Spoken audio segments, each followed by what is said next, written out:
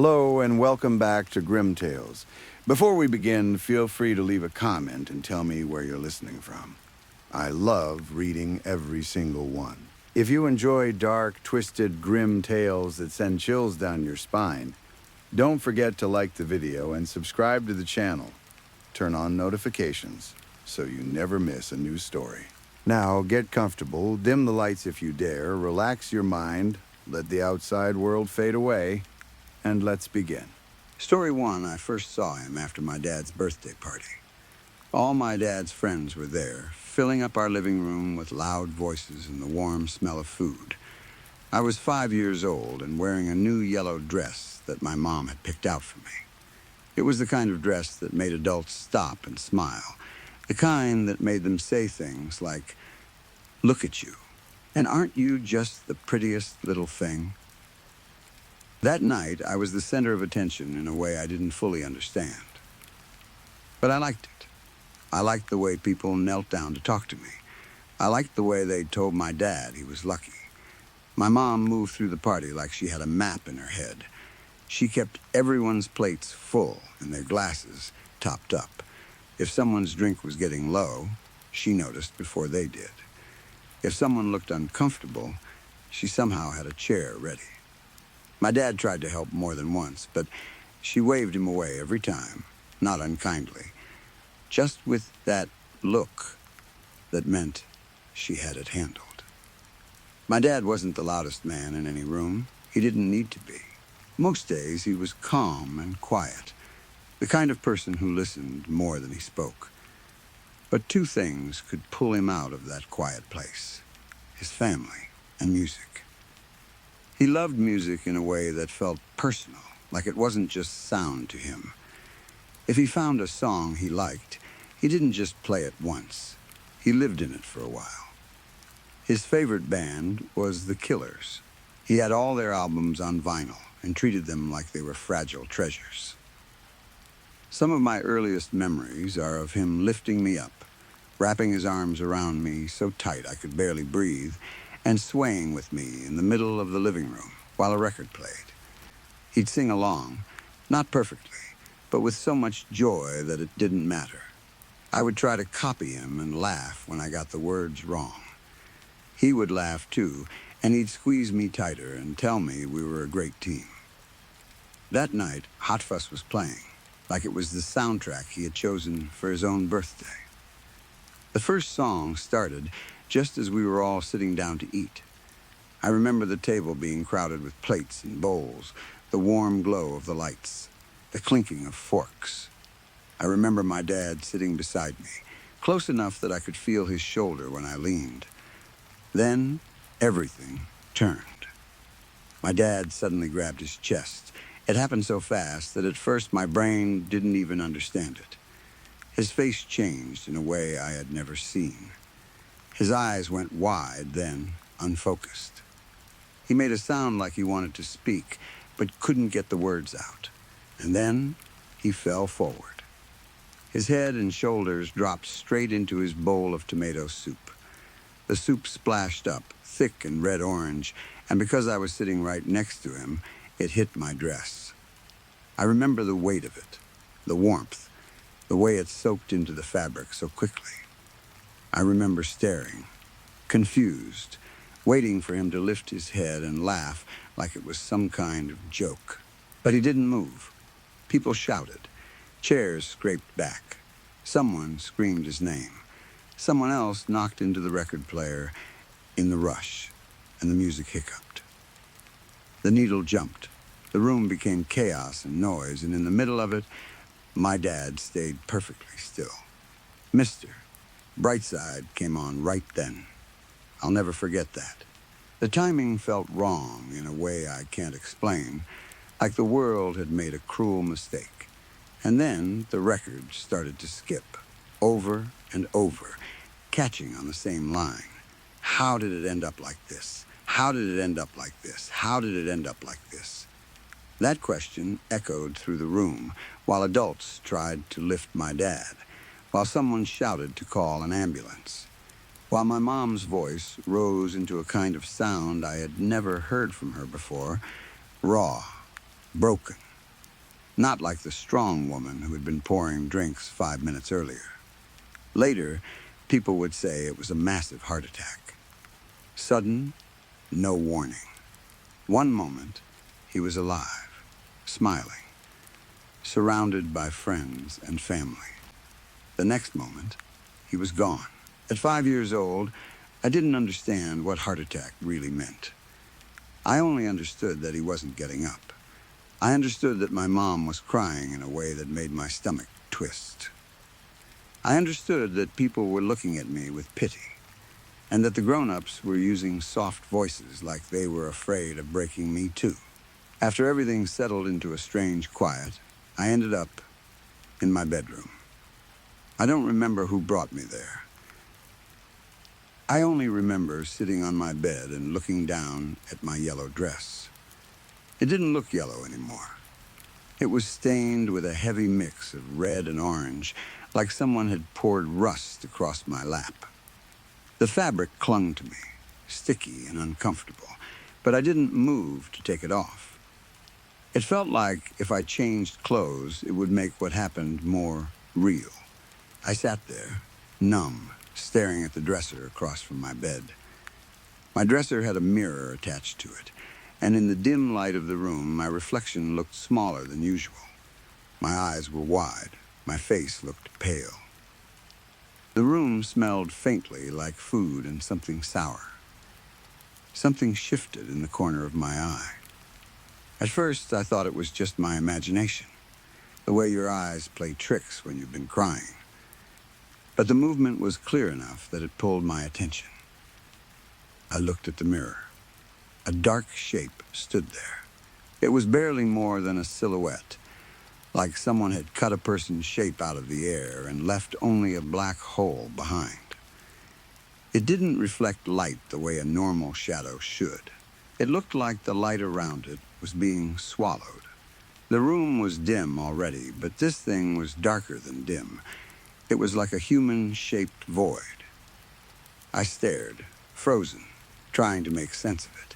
It didn't have clear features like a face, not at first. But then I saw what did stand out. A smile. Not a normal smile. It was too big, too wide. The kind you'd see on a cartoon character drawn by someone who didn't understand what was funny and what was terrifying. The teeth were bright white, too white, like polished porcelain.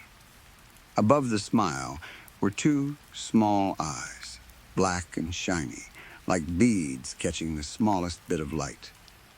My heart jumped so hard, I felt it in my throat.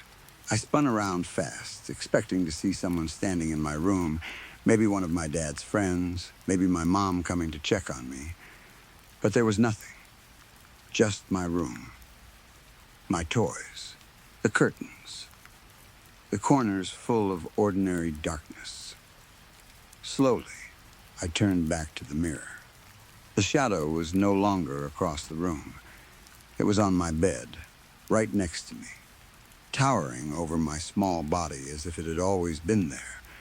I could feel it without touching it, like the air around it was colder. It leaned close enough that its beady eyes seemed to look straight into mine. I screamed. Then I ran. I don't remember where I ran, just that I ran until I found my mom. I was hysterical, choking on my words, crying so hard I could barely breathe.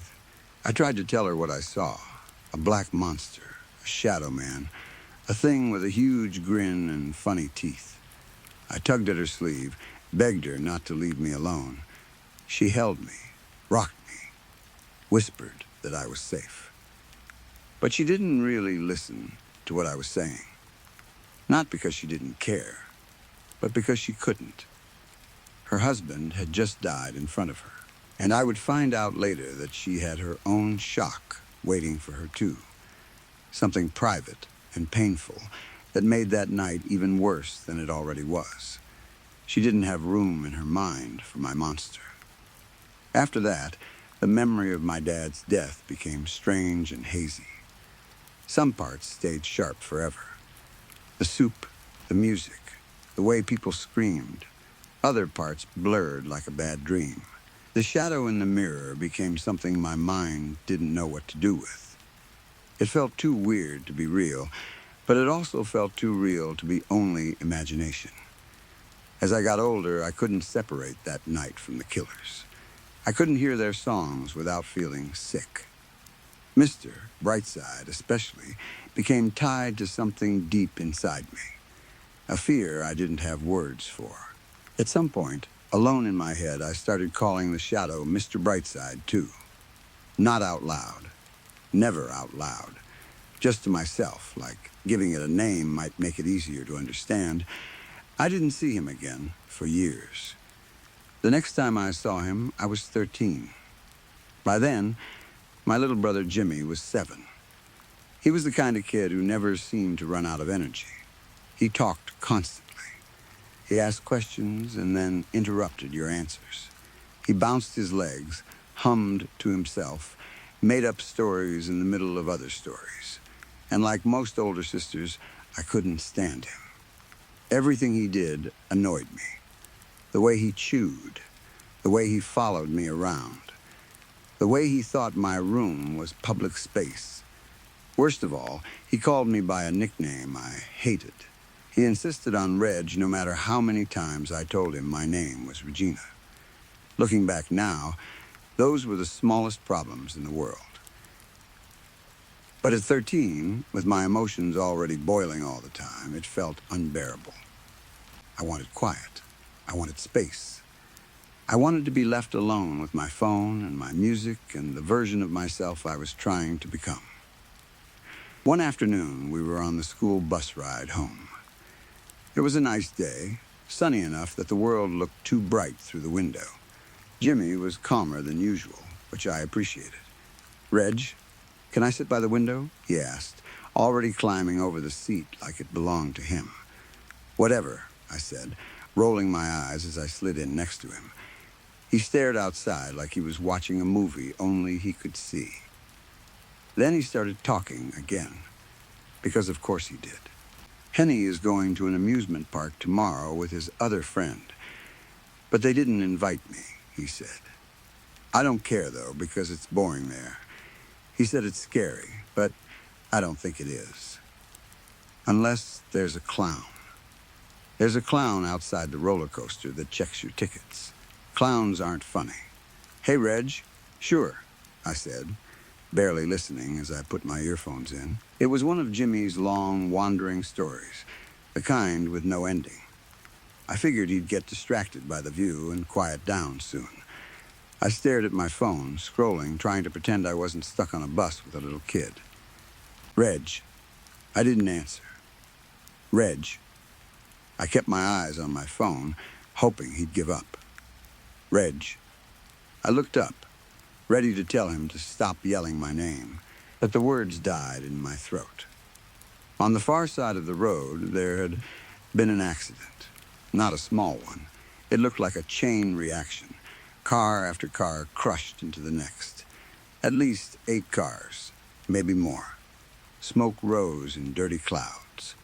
I saw flames licking up somewhere near the middle. People were running, shouting, waving their arms. Even from the bus, with the windows closed, I could feel the panic in the air. My mouth fell open. I couldn't blink. My body felt stiff. Beside me, Jimmy made a small sound. He started to sniffle, then sob. I didn't even think about it. I reached over and pulled him against me, turning his head away so he didn't have to see. He clung to my shirt like he was afraid he might fall apart if he let go. The rest of the ride home was silent. Even the loud kids on the bus seemed subdued. When we got off, Jimmy was still shaking. I brought him straight to my room because I didn't know what else to do. Mom wasn't really the kind of mom who handled feelings well after Dad died. She loved us, but she had built her grief into something hard and practical. She survived by staying busy, and when she couldn't stay busy, she went quiet. Jimmy needed someone right then, and I didn't want him to feel alone. I sat him on my bed. That's when he broke. He cried like he couldn't stop, like the fear was stuck in him. I held him and rocked him the way my mom used to do when I was little. I didn't say much because nothing I could say would erase what he saw. I just stayed there until the crying slowed, until his breaths evened out, until he finally drifted off. When I heard him start to snore, I eased away from him and went into my bathroom. I turned on the light and looked at myself in the mirror. I had started wearing makeup recently, only a little, just enough to feel older. Now it was smeared down my cheeks. My eyes were red. My mascara had run. In the harsh bathroom light, my face looked wrong, like a mask that didn't fit. I thought of the clown Jimmy had mentioned. I thought of how he said clowns weren't funny. And then something heavy dropped into my stomach. A dark, crawling feeling moved over me as if the air itself had turned cold. The sound of Mr. Brightside skipping played in my head, sharp and repeating. And for a second, I honestly wondered if I was losing my mind. I stared into my reflection, breathing shallowly. Then I noticed something behind me. The light from my bedroom should have been visible through the open door, spilling in around the edges. But it wasn't. Something was blocking it, filling the doorway with darkness that didn't belong there. I didn't want to turn around. I didn't have to. I could see it clearly in the mirror. A tall shape hunched under the doorframe like it was too big for my house. It lowered itself slowly, stiffly, as if its joints didn't work the way a human should. One beady black eye locked onto me, and the grin appeared, bright teeth floating in the dark. Every part of me went cold. I couldn't move. I couldn't even breathe properly. I stood there, watching it in the mirror as it crept closer, and all I could think was that this was it. This was the moment I would die. Then a soft voice came from behind me. "Reg?" I blinked. It felt like waking up. Suddenly, my body could move again. I whipped around. It was only Jimmy standing in the bathroom doorway, his face blotchy from crying, his eyes wild and red. He looked small and scared, like he didn't know where he was supposed to stand. I grabbed his arms without thinking. "Jim, are you okay?" I asked, my voice shaking. He swallowed hard. "Reg," he said, his voice trembling, "why was there a man in your bathroom?" I didn't answer. I couldn't. I looked past him into my room, expecting to see the shadow, but there was nothing. No darkness in the doorway. No teeth. No eyes. Just my bedroom light and my brother's scared face.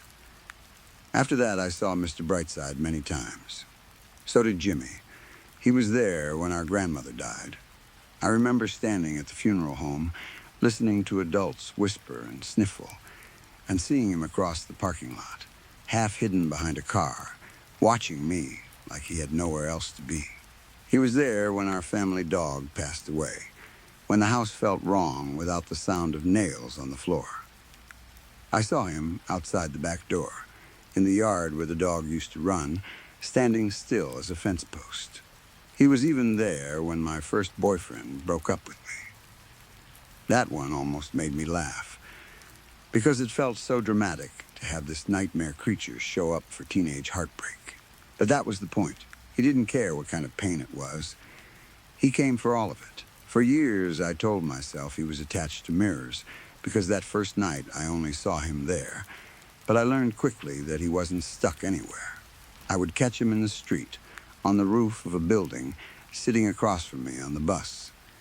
Sometimes he was close. Sometimes he was far away. But he was always watching. I tried to stare him down when I could. I tried to prove to myself I wasn't afraid. But the truth was, I was terrified. Not only of him, but of what he meant. He always showed up when something bad happened, when I felt grief or fear or stress. Over time, he trained me without even touching me. He taught me that sadness was dangerous. He taught me that being vulnerable was an invitation. So I built a new version of myself, a flat version. I tried not to get too happy. because happiness had a drop on the other side.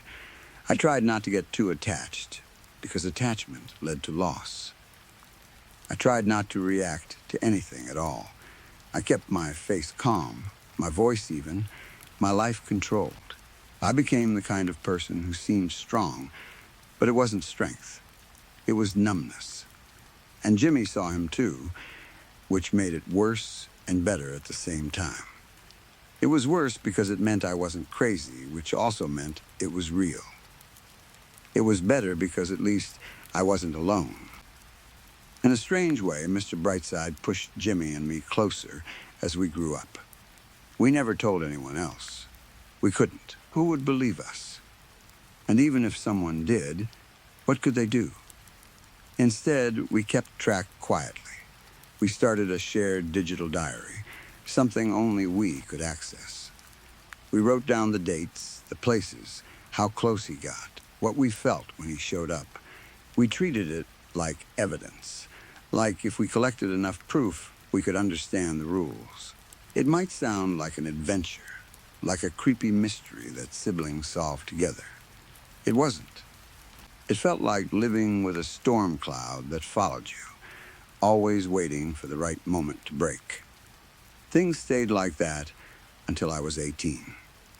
I went to a house party after a week that had drained me. For once, the stress was normal.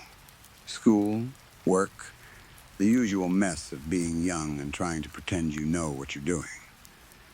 I hadn't seen Mr. Brightside in a while, and that almost made me feel safe. I had even started to believe in some quiet, hopeful part of myself that maybe he was gone. At the party, there were too many people crammed into too small a space. The air smelled like cheap alcohol and perfume. Somebody had set up lights and music, and the room pulsed with sound. I was actually having fun. I was laughing. I was letting myself be a little loose, a little normal.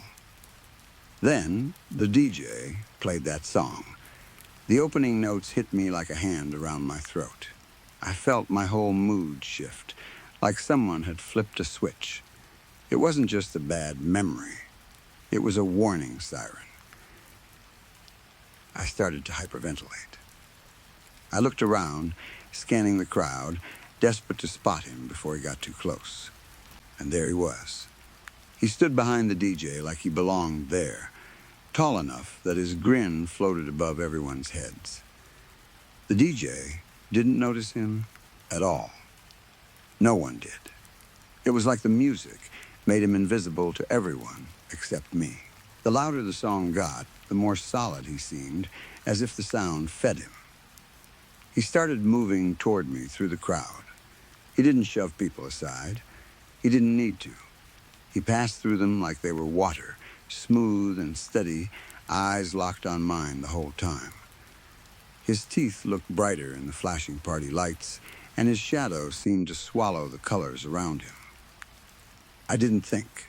I just ran. I pushed through the front door and stumbled out into the street. The night air hit my face like cold water. I sprinted without looking, without checking for cars, without caring if anyone thought I was drunk or crazy. A car came out of nowhere. It didn't expect me, and I didn't expect it. There was a flash of headlights, a scream, maybe mine, and then impact. The world snapped into pain and sound and darkness. I woke up in the hospital. My leg was crushed. Doctors said I would walk again, but it would take time. Surgeries, rehab, months of work. I was lucky to be alive. That's what everyone kept saying. Lucky, my mom and Jimmy stayed with me the first night. They sat on either side of my bed, both of them exhausted. Mom tried to look strong. Jimmy didn't bother. He looked like he wanted to fight the whole universe. Eventually, the nurses told them visiting hours were over. I begged them to stay anyway, because I didn't want to be alone. Jimmy argued, but Mom shut it down. He had school in the morning. It was already past 2. Before they left, Jimmy looked at me in a way that made my skin prickle. "Stay safe, Reg," he said quietly. As soon as they were gone, I felt it. The temperature in the room seemed to drop. The air got heavier. I looked toward the corner by the door. Mr. Brightside stood there, watching me like he always did. Nurses walked in and out. They adjusted my IV. They checked monitors. They spoke to me gently. Not one of them looked at the thing in the corner. It was like he didn't exist to them, or like their minds slid right past him because they couldn't handle noticing. He didn't move closer. He didn't need to. I couldn't go anywhere. I was trapped in that bed, with my leg in ruins, and my fear pressed down on me like a weight. Something inside me broke. I didn't care anymore. I didn't care if I looked insane. I didn't care if he killed me. I didn't care if I died. In fact, part of me wanted to. I was tired of running, tired of being hunted every time I felt something real. So I screamed at him. I screamed until my throat burned. I told him to leave me alone. I told him I hated him. I told him he ruined everything. It was the first time I had ever spoken to him, the first time I had acknowledged him like he was more than a nightmare. He didn't react. He didn't tilt his head. He didn't flinch. He just stood there. And when I finally ran out of words and breath, he slipped away. Not like a person walking out of a room, but like darkness draining out of a place when the sun comes up. 1 second he was there. The next second, he wasn't. The nurses rushed in because of my yelling. They gave me something to calm me down. When I woke in the morning, the corner was empty. The room felt normal again. After that, I still noticed him sometimes when I was down. A shape at the edge of my vision, a flicker in a mirror that vanished when I turned my head. But he never fully showed himself again, not like before. Over time, he seemed to fade away completely. Even Jimmy told me he stopped seeing him too. I thought I had won. I thought I had scared him off, like a child finally yelling at the monster under the bed. I started to live again, slowly. I still felt sick when someone mentioned that song. But I could breathe. I could be sad without expecting a shadow to appear in the doorway. Years passed. Then, when I was 25, my mom called me one morning. Her voice was so broken that for a moment I couldn't understand her words. It was like she was drowning while trying to speak. I kept asking her what happened, begging her to slow down, begging her to breathe. Finally, she managed one word, the only word that mattered. Jimmy. My whole body went cold. He had been walking to a convenience store around 11 at night when someone ran a red light, hit him, and kept driving. A hit and run. No one else was on the road. They said he was gone before anyone could even call an ambulance. For a while after I hung up, I didn't move. I sat there with my phone in my hand, staring at nothing. It felt impossible. Jimmy wasn't supposed to die. He was the kid who talked too much, the kid who bounced through life like gravity didn't apply to him. He was my brother. He was always there. That night, I was alone in my apartment. I cried into my pillow until my face hurt. I felt hollow and furious and guilty all at once. It felt like some cruel joke that both of us had been hit by cars, but I survived with a limp, and he didn't survive at all. It wasn't fair. It wasn't his fault. I didn't know what to do with the grief. It had nowhere to go. It filled every part of me like poison. Then, out of the corner of my eye, I saw movement. My crying stopped, like someone had cut the sound. In the dresser mirror, I saw a shadow. Mr. Brightside was back. For 1 second, my body tried to do what it always did, run. My mind even flashed with a terrible thought, sharp and desperate. I could run into the street. I could let a car hit me. I could stop hurting. I could be with Jimmy. But I didn't move. Instead, I turned toward the corner of the room. He stood there like a quiet guest who didn't know how to announce himself. For the first time in my life, anger rose higher than fear. My hands clenched. My teeth pressed together so hard my jaw ached. I was so close to charging at him, to trying to tear him apart with my bare hands, even though I knew it made no sense. Then I noticed something that made me stop. He looked small. Not small like a child, but smaller than I remembered. All the other times he had filled the room with his presence, tall and heavy like something ancient. Now he seemed reduced, less towering, less certain. And his face looked different, too. His eyes seemed bigger, the grin not quite as wide. The teeth were still there, still too white, but the whole thing didn't feel like the same monster that had followed me for so long. He opened his mouth. The movement looked painful, like his jaw wasn't meant to work that way. A horrible sound came out, rough and scraping, like nails dragged slowly across a board. He tried again and again, making short, broken noises. It took me a moment to understand what he was doing. He was trying to speak. It was one word, repeated, warped and strained, like forcing air through a throat that wasn't built for language. R-R-E-G. My blood seemed to turn to ice. I swallowed hard, barely able to breathe. My voice came out like a whisper, and even that whisper felt too loud. Jimmy? The shadow nodded. There was no mistaking it.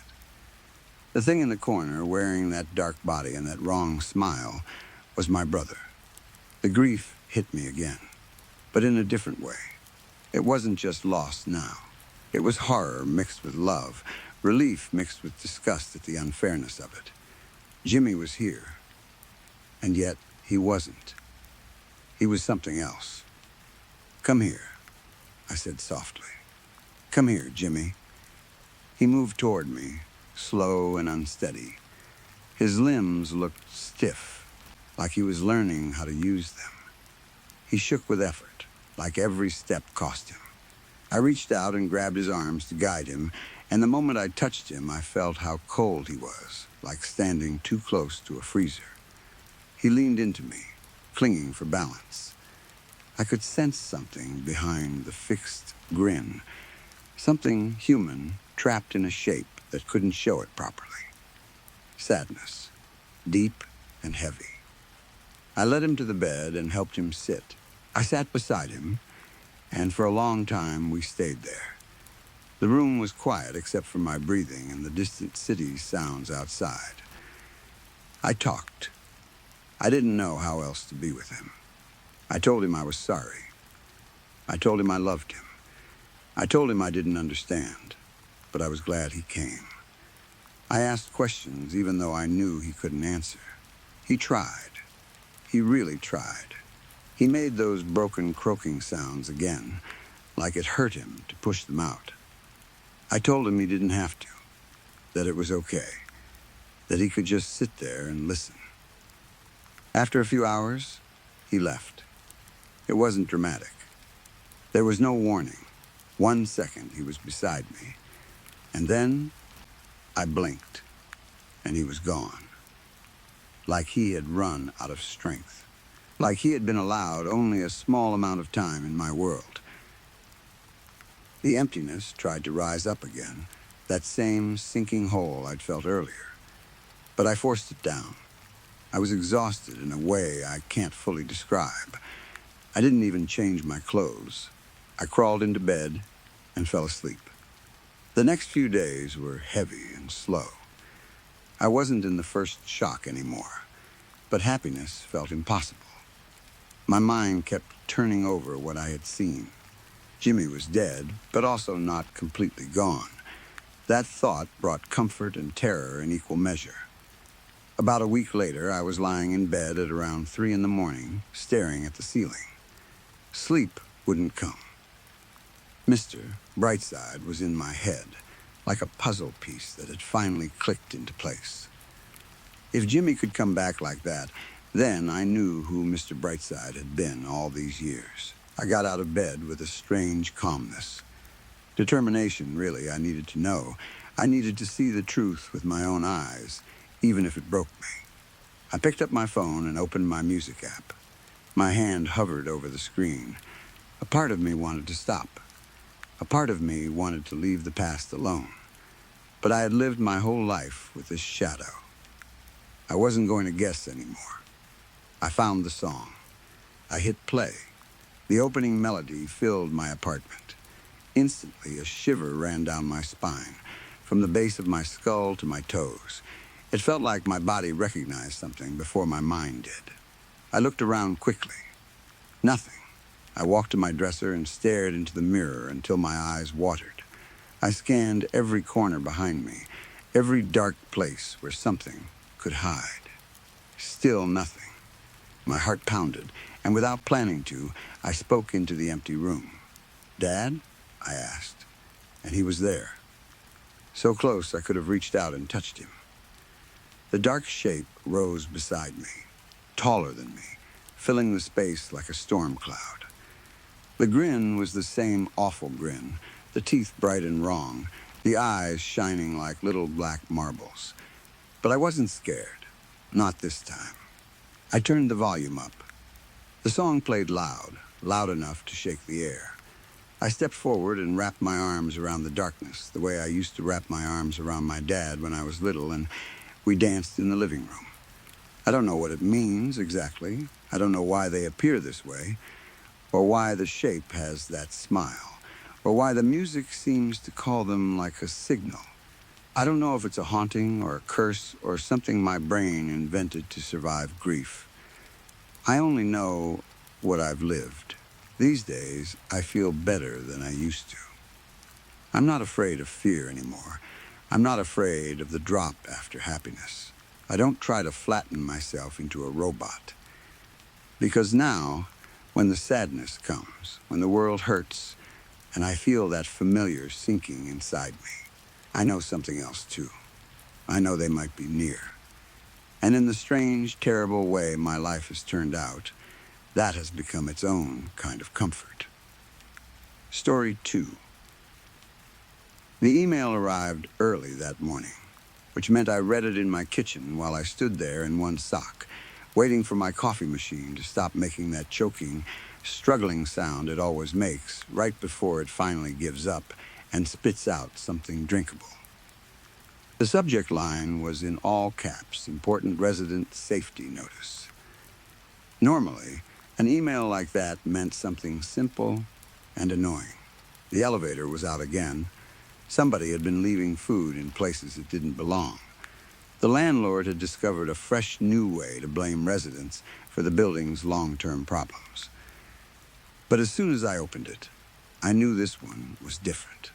Because it didn't mention repairs or rules or fines. It was just a warning. Dear residents, until further notice, please do not use your door viewer/peephole after 9 p.m. If someone knocks after this time, please call the front desk. Do not visually confirm through the peephole. Thank you, the Marwick Residences. I read it twice because my brain refused to place it in the normal life category. It felt like something you'd see in a movie where the camera pushes in slowly, the music drops out, and someone whispers, "Don't look." I took a screenshot and sent it to my best friend, Natalie. She answered immediately. "Girl, what kind of Scooby-Doo-ass building do you live in?" I laughed out loud, partly because she was right, and partly because I needed to make it funny to keep it from feeling like what it really was. A warning that didn't have a reason attached to it.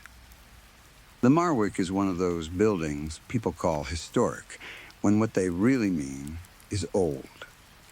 Old pipes, old wiring, old carpet, old paint, old smells. It's the kind of place where the lobby has a chandelier that looks expensive until you get close enough to see the dust in every crystal. The kind of place where management is always polite, but never helpful. And every renovation looks like a cover-up.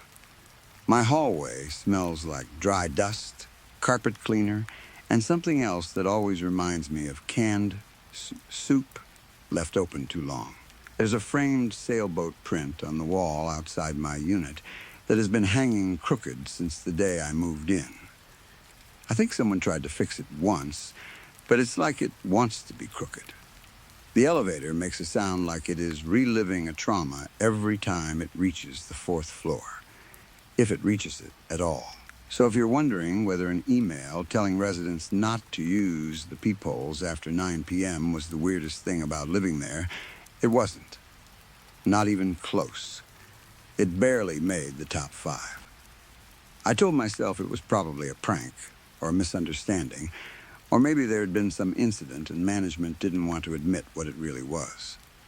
I live alone in Unit 6C. It's my first apartment after college, and I'm still proud of it in a way that probably looks ridiculous to anyone older than me. 1 pan, 2 mugs, a couch I dragged home from Facebook Marketplace and cleaned like my life depended on it, a mattress on an actual bed frame, which felt like proof I was doing adulthood correctly. My bathroom is tiny, and the kitchen has one of those sinks that looks like it came from a dollhouse, but it's mine. My front door opens to a long beige hallway with 5 other units. Across the hall is the elevator, the sailboat print, and a little side hallway that bends away, which means you can't see the entire floor from one spot. When you look through the peephole, everything becomes that curved fisheye view, the carpet turning into a tunnel, the sailboat picture warped into something almost funny, the elevator doors like silver cheeks. If a neighbor walks past with takeout, they look like they have longer arms than they should. It's normal peephole stuff. I use the peephole constantly. Everyone does, right? You hear a knock, you check. You hear footsteps, you check. Someone's voice in the hall, you check. It's not paranoia. It's just being a woman living alone in a city. In a building where you don't always recognize your neighbors, and the front desk changes staff so often you never learn anyone's name. By the time night came, I'd already forgotten about the email at least 3 separate times. I thought about it once when I came home with groceries and saw the sailboat print still crooked, and then again when I got a push notification from the building's app that was just an automatic reminder to pay rent, like the building itself didn't already feel like it was feeding on me. At 9:42 p.m., somebody knocked. 3 taps. Soft, careful taps. Not the quick, confident rhythm of a delivery person. Not the heavy, impatient thud of someone who thinks you owe them an answer. It sounded like someone who wanted to be invited in. I was on the couch, eating cereal out of a measuring cup because my bowls were sitting dirty in the sink, and I had decided that was tomorrow's problem. My show was playing, something dumb and comforting with bright lights and predictable dialogue. The knock made me pause it. I sat there for a second, listening. The hallway outside my door always has a low hum to it, like the building is breathing. Sometimes you can hear the elevator cable shifting. Sometimes you can hear a neighbor's TV through the walls if you catch it just right. In that moment, it was quiet. I got up and walked toward the door with my spoon still in my hand, the way you do when you're not actually worried yet. Half my brain was thinking it could be a neighbor. The other half was thinking it might be someone who got the wrong door. Then I remembered the email. For a few seconds, I honestly thought I might laugh again. Being afraid of a peephole felt stupid, like being told not to look into a mirror after midnight. Like something your friend says to scare you at a sleepover, and then you dare each other to do it anyway. Another knock came, exactly the same. 3 taps. I stopped about 2 steps away from the door. My eyes went to the peephole automatically, like a habit. It was just a small, dark circle in the center of the door. Nothing special, nothing threatening. "Who is it?" I called, trying to keep my voice casual. No answer. I waited a beat. "Hello," I said. Still nothing. I took a half step closer, not even meaning to. I was close enough now that I could see the tiny metal ring around the peephole. My face was maybe 2 inches from it, like I was about to use it without thinking. My phone buzzed.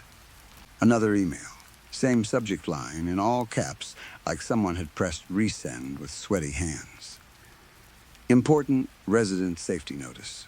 Residents are reminded not to use their door viewers after 9 p.m.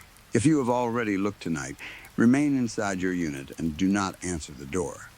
I stared at it.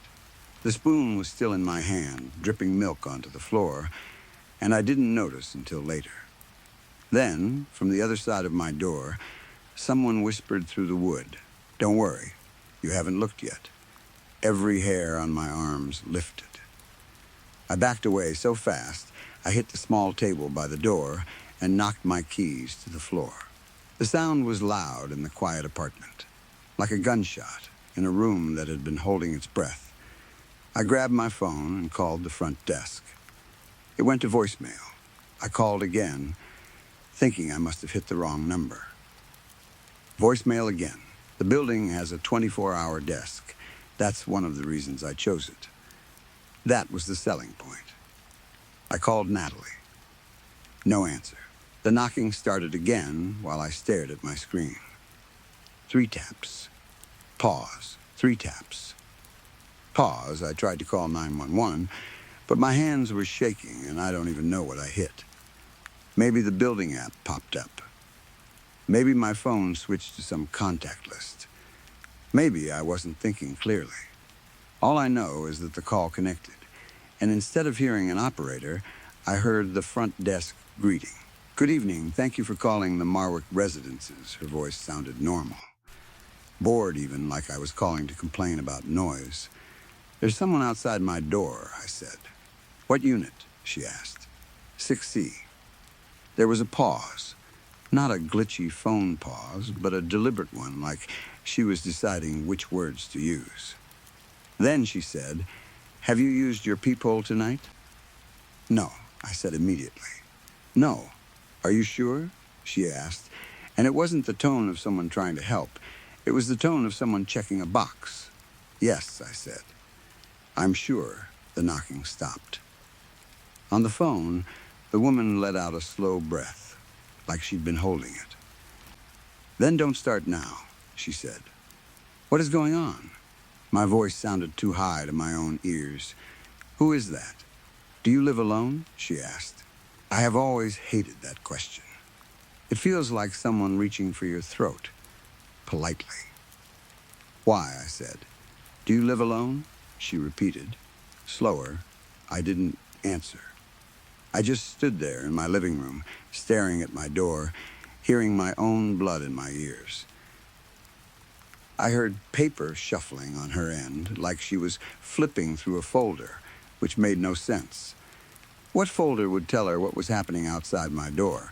What kind of situation comes with paperwork? Then she said, "Please move away from your door. Who's out there?" I demanded. "Are you sending someone?" "Maintenance has been notified," she said. "At night?" "It's almost 10, I said. "Maintenance doesn't come this late. Please move away from your door," she repeated. "What's the maintenance code?" I asked. Silence. In our building, maintenance always uses a code. A work order code, like a password. They give it to you through the door before they enter, even if you asked for them. It's supposed to stop random people from pretending they belong there. They have codes for everything. Leaky sink, broken outlet, stuck window, the time a raccoon got into the trash room. There's always a code. "The work order code," I said again. "If maintenance is coming, what's the code?" Another pause. Then, softly, she said, "Excuse me?" Before I could repeat it again, the line went dead. She hung up on me. For a second, I just stood there, phone pressed to my ear, listening to nothing. My apartment felt suddenly too small, like the air had thickened. That was when Natalie called back. Before I could even say hello, she said, "Are you home right now?" "Yeah," I whispered. "Can you lock your bedroom door?" she asked. My stomach dropped so hard it felt like a physical thing. What? Why? Is your bedroom door locked? She said, sharp now, like she was trying to force calm into her voice. No, I said. Why? I need you to listen, she said. And please don't freak out. I got pictures from your number. I looked down at my phone screen, at our messages. The last thing I had sent her was the screenshot of the email that morning. Nothing else. What pictures? I asked, and my voice cracked. They look old, she said. Like from earlier today. Or maybe yesterday. I don't know. They show you in your room. I turned toward my bedroom without thinking. The door was open. The room beyond it was dark, except for the light pushing in through the blinds from the street outside. That light made the bed look like a shape someone had left behind. From my room? I said louder, and I hated the way fear climbed into my throat. I know, she said quickly. I know. Just lock it. My phone buzzed again. A photo came through while I stared at the open doorway.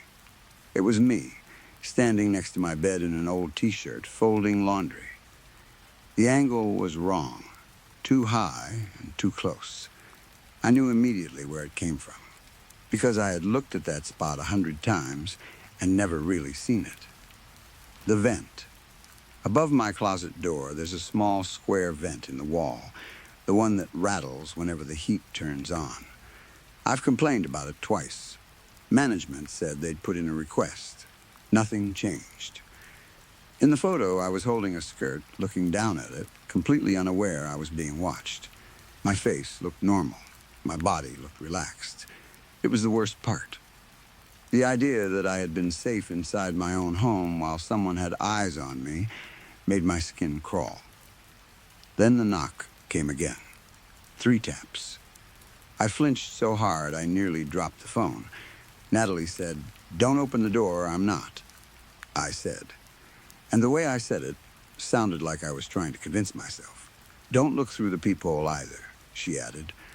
"I know," I said. "No," she said. "I mean don't.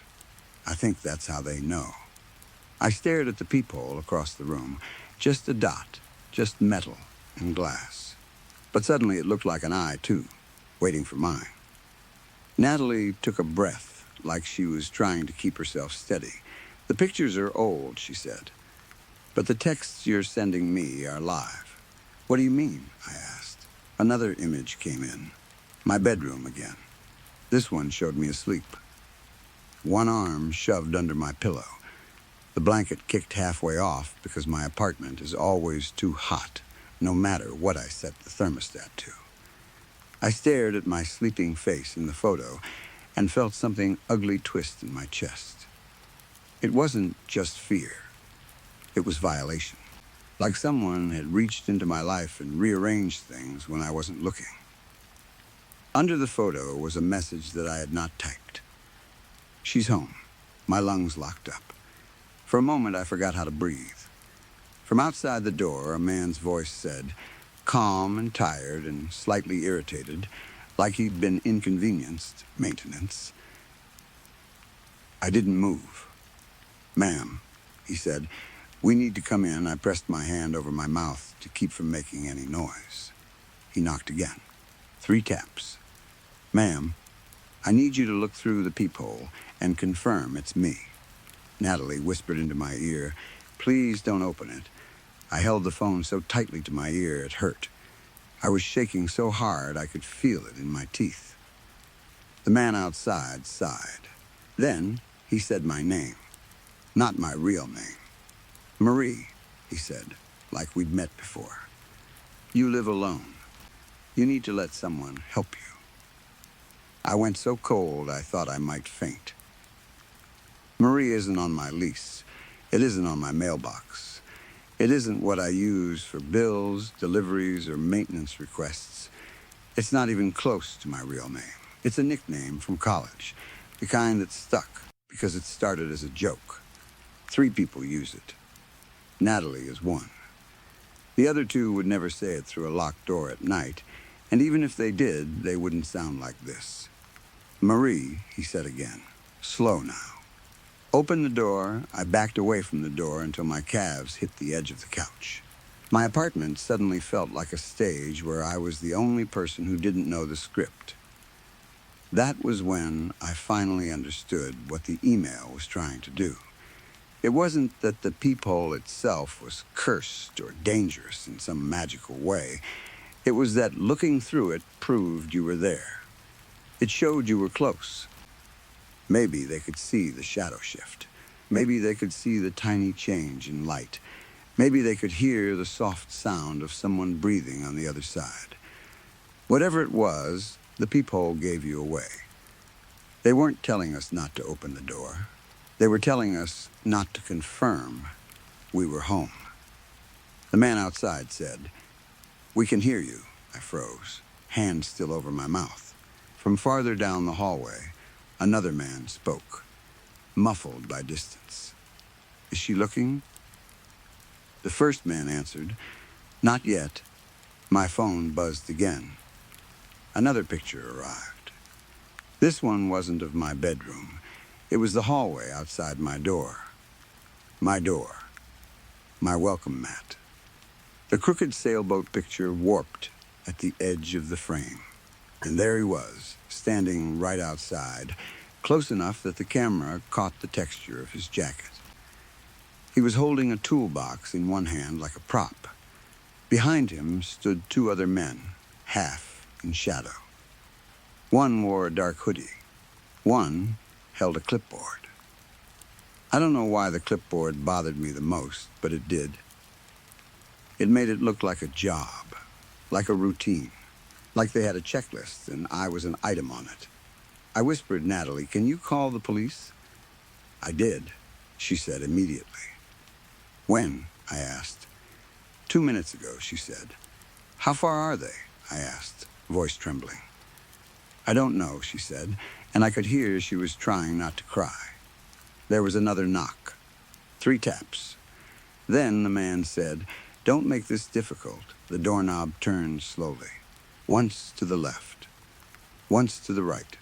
Like someone testing it, savoring it. Then it stopped. I had locked it. Deadbolt, too.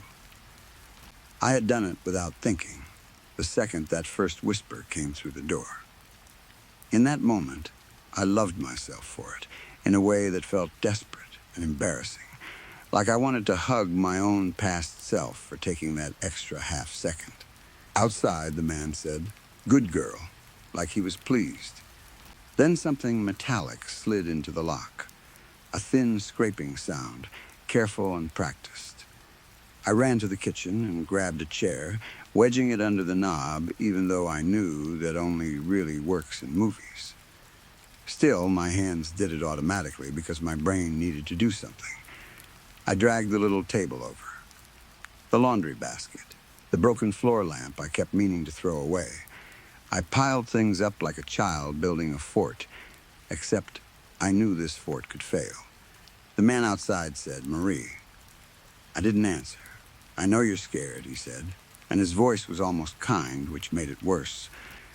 I stayed silent, trying to make myself small, trying to make my breathing quiet. "That's okay," he said. "Women get scared." My skin prickled with disgust. Then he said, very softly, like he was sharing a secret, "You should have just looked when we knocked." The lock clicked. Not all the way, but enough that I heard the mechanism shift. Enough to tell me they were making progress. Natalie was crying now, the sound of it filling my ear and making everything feel even more unreal. "Marie," she said. "Get out the window. I'm on the 6th floor," I whispered back. "Fire escape?" she said. "Other side of the building," I said, thinking of the layout, thinking of the hallway, thinking of how I would have to leave my apartment to get to it, how that was exactly what they wanted. "Bedroom window?" she asked. "No," I said. "It doesn't open all the way. It sticks." I looked toward my bedroom again. In the darkness, the vent above the closet looked like a mouth. I had never seen it that way before, but once I did, I couldn't unsee it. a square mouth in the wall, quiet and waiting. My phone buzzed again. Another photo. It showed my bedroom from the vent's angle. The bed empty. The door open. The dark room, waiting. And at the very bottom of the frame, just barely visible, was something that made my vision blur for a second, because my brain tried to reject it. In the hallway mirror, the mirror that hangs near the entryway, I could see a reflection. A man standing inside my apartment. I spun around so fast my neck hurt. There was nothing there. Just the hallway, the open bedroom door, the dim light, the piled-up furniture by the front door, the silence that sounded like pressure. Outside, the man laughed softly, like he knew exactly what I had just seen. Then, he spoke through the door again, conversational, like this was a game, and he was giving me a hint. Check the closet. My body went stiff. I am not checking the closet. I moved slowly, backing into the kitchen like it was the furthest point from everything else. I slid down onto the floor with my back against the cabinets, and I realized I was making little sounds, tiny broken noises that weren't quite words. I grabbed the biggest knife I own, which is not that big because I'm not the type of person who owns good knives. My hands were shaking so badly, I kept hitting the wrong letters on my phone as I tried to text Natalie while still holding on to her call. I couldn't tell if I was still connected to her or not because everything sounded far away. My own apartment felt far away. I didn't know if the police were coming. I wanted to believe they were. I wanted to believe in something solid and normal, like sirens and uniforms and someone knocking the right way and saying, "Police, open up," and actually being who they said they were. The men in the hallway stopped knocking. That was almost worse. A quiet building at night can make you feel like you're the only person left in the world. It can make you feel like the air's listening. Minutes passed, or maybe seconds. Time didn't feel like it belonged to me anymore. Then something small slid under my door. I heard it scratch across the threshold and stop on the inside, like a token left behind. A photograph, not digital, printed, real paper. I didn't move at first. I just stared at it from the kitchen floor. I could see it clearly even from across the room, because the flash had made it bright, like it was taken in the dark. The edges curled slightly as it settled. Finally, still holding the knife, I reached out and picked it up with 2 fingers like it might bite me. The photo showed me sitting exactly where I was sitting now, back against the cabinets. Phone in one hand, knife in the other. The angle was from above, from the kitchen vent. My throat made a sound I didn't recognize. I flipped the photograph over, and on the back, in black marker, were 6 words written in neat, careful letters, "You locked him in with you." For a moment, I didn't understand. My mind tried to protect me by refusing to translate it into meaning. I read it again, and again. And then something shifted inside me. A horrible click, like the lock on the door, but in my own thoughts. The warning wasn't only about whoever was outside. It was about what might already be inside. I stared at the dark hallway leading to my bedroom, to the open door, to the vent above the closet. And I tried not to imagine the closet itself. I tried not to picture the space inside it, the hanging clothes, the boxes on the floor, the shadows between them. I tried not to picture a person standing there, breathing quietly, waiting for me to do exactly what the man outside had told me to do. Check the closet. My phone buzzed again, and I almost screamed, but it was just Natalie's voice breaking through the line, small and panicked, asking if I was still there, telling me to stay on the floor, telling me help was coming, telling me not to move. I didn't answer her right away because I was listening. Not to the hallway outside the front door, to the inside of my apartment. to the vents, to the walls, to the soft shifting sounds that old buildings make anyway, the ones you normally ignore because they're harmless. Now every tiny click sounded like a footstep. Every whisper of air sounded like breath. And somewhere, very faintly, so faintly I couldn't tell if it was real or my mind trying to fill in the worst possibility, I thought I heard a soft scrape from the direction of my bedroom, like a hanger moving, like fabric sliding, like someone adjusting their weight in a small dark space, preparing to step out. Story 3. My name is Anna. I'm typing this on my phone while sitting in my sister's car, and I don't know how much time I have left. 3 days ago, I bought a sleep camera, not because I was afraid of the dark or because I believed in ghosts. My ex used to complain about my snoring. He said I sounded like a drowning dog. I wanted proof he was exaggerating. So I ordered one of those small baby monitor cameras from Amazon. I set it on my nightstand facing my bed and went to sleep like I always do. The first night was completely normal. The next morning, I watched the recording while drinking coffee. 7 hours of me sleeping on my side with my mouth open. I rolled over once and scratched my nose. That was it. I laughed, deleted the file, and went to work. That afternoon, my phone buzzed with a notification from the camera app. New clip saved. That was strange because I hadn't even opened the app after I deleted the video. I tapped the notification anyway. The clip was 10 seconds long, recorded at 3:17 a.m. In the clip, I was asleep. Then my arm lifted slowly, like someone was pulling it up from below. My hand extended and my finger pointed toward the foot of the mattress at something the camera couldn't see. Then my arm dropped back down. The clip ended. I went back to the folder expecting to find the full 7-hour recording, too. It wasn't there, only that 10-second clip remained. And the file name had changed. Instead of the normal date and time, it said, "Wake Got Up." I told myself it was a glitch. Cheap camera, cheap app. I deleted the clip and unplugged the camera. Then I did something stupid. That night, I plugged it back in. I told myself I was being dramatic. I told myself I needed to prove it was nothing. I wanted one more normal night so I could laugh at my own paranoia. The second night, I didn't sleep well. I kept waking up and checking my phone like that would protect me.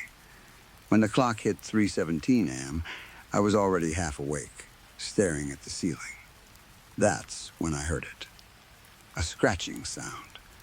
Slow and steady, like fingernails dragged across wood. It wasn't coming from the wall. It was coming from under my bed. I went completely still. My body locked up in that way it does when fear hits before your brain has a plan. The scratching continued for a few seconds, then stopped. Then the sheet at the foot of my bed lifted, not dramatically, only about an inch. But it was enough to let cold air pour in, the kind of cold that feels wet and wrong. I shut my eyes and pretended to be asleep, because my mind decided that if something was under my bed, the safest thing was to act like it hadn't been noticed. Something crawled up onto the mattress. I felt the weight. A slow line of pressure moving from the foot of the bed to my calves, then my knees, then my hips, like something was climbing up my body carefully, testing where to place itself. It paused on my chest. I couldn't breathe. The cold was so intense, it almost burned. Then fingers wrapped around my wrist. Not normal fingers, not a normal hand. There were too many points of pressure, too many joints, like the hand was built wrong. The grip lasted maybe 3 seconds. Then it let go. The mattress rose back as if nothing had ever been there. The cold faded. The air felt normal again. I opened my eyes. There was nothing in the room. Nothing standing over me. No shape at the foot of the bed. No shadow on the ceiling. The camera was still recording. Its little red light blinked steadily like it had watched everything and didn't care. In the morning, I watched the footage. For 3 hours, nothing, just me asleep. At 3:17, the scratching sound came through the audio, loud and clear. Then the sheet lifted. Then the mattress compressed in a line from my feet up to my chest, exactly the way I felt it. And then my face changed. I had to pause and rewind because my brain tried to reject it. But it was right there on the screen. My cheeks sank inward like they were being pulled from inside. My eyes looked like they were sinking back into my skull.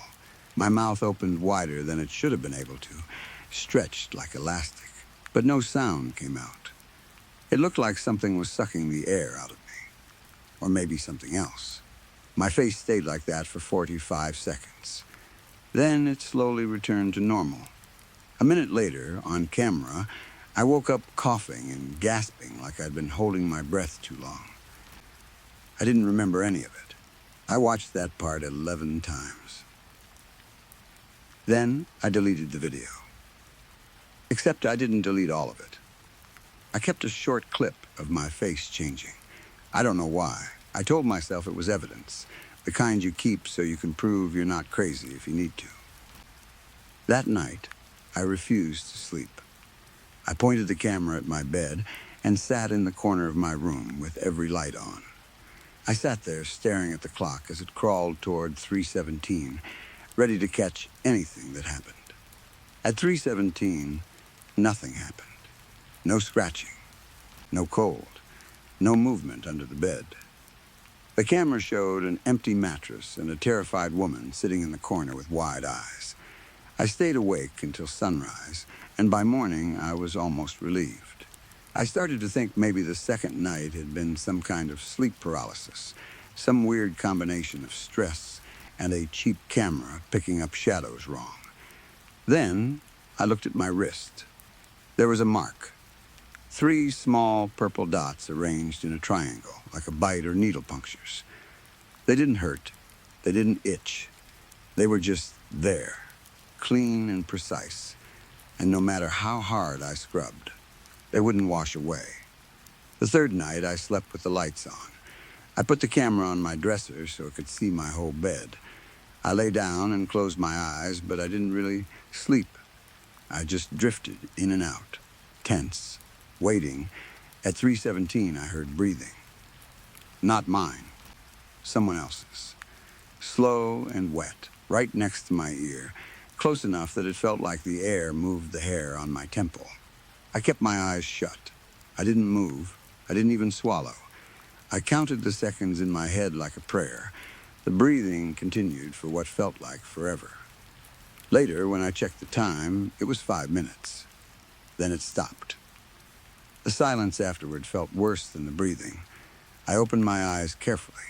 The room looked normal. Lights on. Furniture where it should be. No shadow in the corner. No shape at the end of the bed.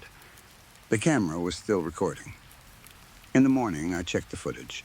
At exactly 3:17, the video turned completely black. Not dark, black, like the lens had been covered by a hand or a cloth. But the audio continued. I could hear my breathing. Then another breath entered the recording, deeper, slower, not matching mine. Then a voice spoke. It wasn't a whisper. It wasn't a growl. It was a normal voice, calm and clear, like a woman speaking in a quiet room. It said, "You were going to show me to someone." Then the recording ended. I knew immediately who I would show. My sister, Clara, she lives 20 minutes away.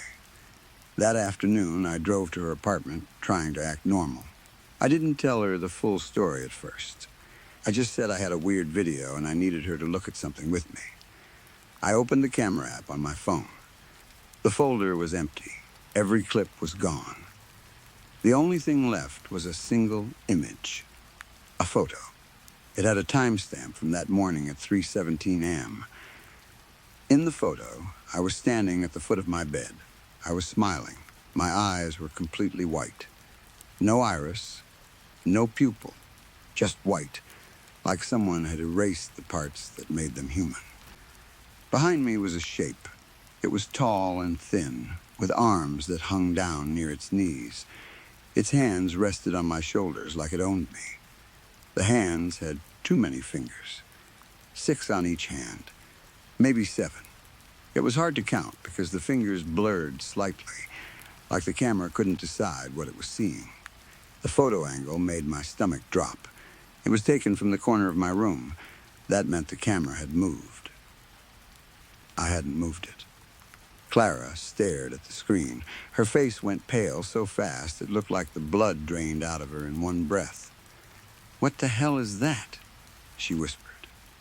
I tried to explain. I talked too fast. I kept glancing at the photo, then away, like looking at it too long would make it stronger. Clara looked down at the phone again and screamed. She said the thing behind me had moved. In the photo. She said its head had tilted, like it had noticed her watching, like it was now looking out through the screen. I grabbed the phone from her hands.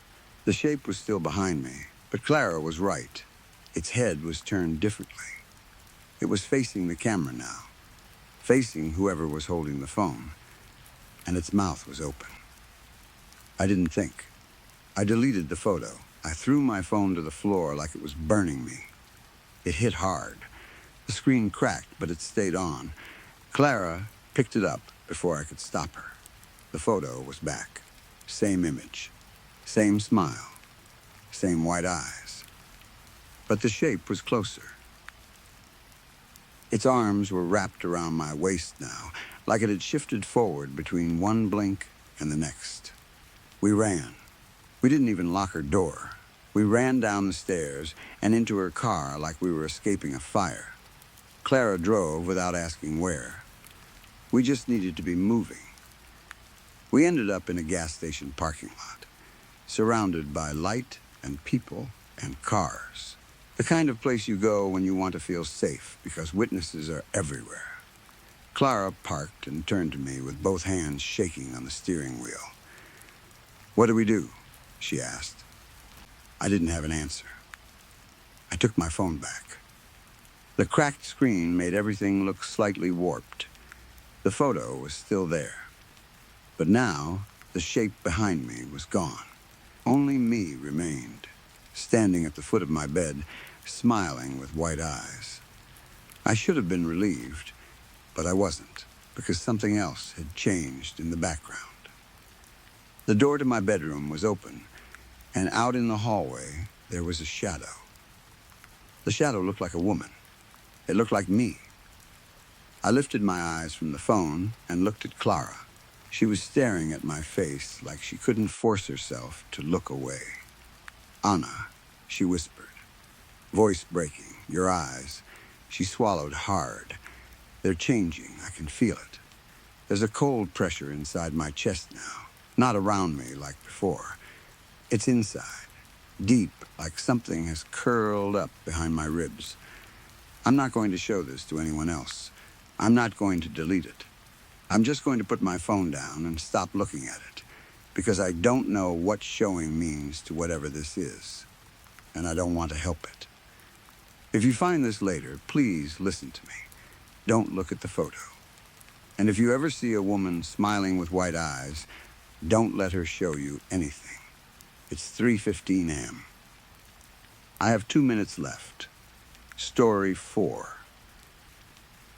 My father spent his whole life taking other people's nightmares and keeping them from spreading. Most people would call him a medium, but he hated that word. He didn't use a crystal ball.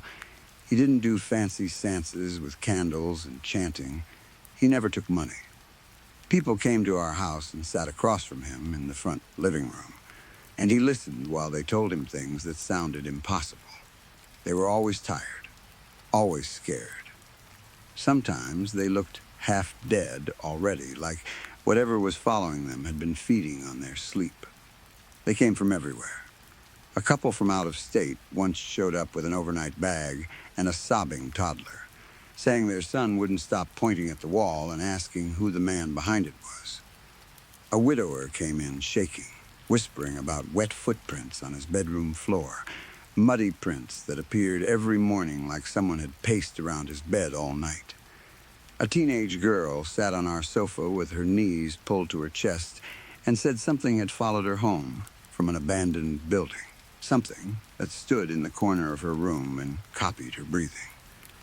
There were grieving parents who couldn't stop hearing their dead child crying from inside the walls. People who swore they'd never believed in anything like this until it happened to them, and then their whole world cracked open. My father never looked impressed. He never acted like it was a show. He would just sit there and listen. Sometimes he'd ask one or two quiet questions, like he was narrowing down a problem. Then he'd close his eyes, tilt his head slightly, and speak into the air like he was talking to a person no one else could see. Sometimes his voice was calm and polite, like he was negotiating. Sometimes it was sharp, like he was laying down rules. And sometimes it was a low, hard command that made the hair on my arms stand up. He would talk to whatever had attached itself to the person sitting across from him. He'd push it away, cut it loose, force it out. When it worked, the visitor would suddenly look lighter, like they could breathe again. He was good at it, too good. But every time he pulled something off someone else, it left a mark on him. It wasn't dramatic. It was slow, like the work was eating him one bite at a time. He would finish a session looking older than when he started. Not just tired, but worn down in a way that didn't come back with sleep. His hair went white when he was still young enough that other dads at school had dark hair. His hands got stiff. His knees started to swell. He developed a cough that sounded deep and dry, like it came from somewhere that wasn't supposed to be irritated. Doctors called it chronic. They gave him inhalers and pills. Nothing helped for long. For the last 20 years, he did every session sitting in the same chair. It was a huge antique reading chair upholstered in dark green velvet, the kind of chair that looked like it belonged in an old library. The legs were thick wood carved like animal paws. The whole thing was heavy enough that once it was placed in the living room, it basically became part of the room. As a kid, I used to climb on it when my father wasn't home, and I remember how solid it felt, like it could take any weight. My father called it his anchor. He said when he opened his mind to whatever waited on the other side, it was like standing in a river with the current trying to rip you away. He said if he didn't have something heavy and solid under him, something that belonged fully to this world, he could lose his grip and be pulled out of himself. As he got older and his health got worse, he stopped taking visitors. First, he reduced the hours. Then, he stopped answering the phone. Then, he stopped opening the front door at all. The curtains stayed drawn. The living room stayed dim, and still, like the house was holding its breath. The neighborhood around us kept living normally. Cars driving past, kids yelling in yards. But inside our house, everything felt paused. I moved back into my childhood room to take care of him. At first, I told myself it would be temporary. Then, weeks became months. He didn't want a nurse. He didn't want to be in a hospital.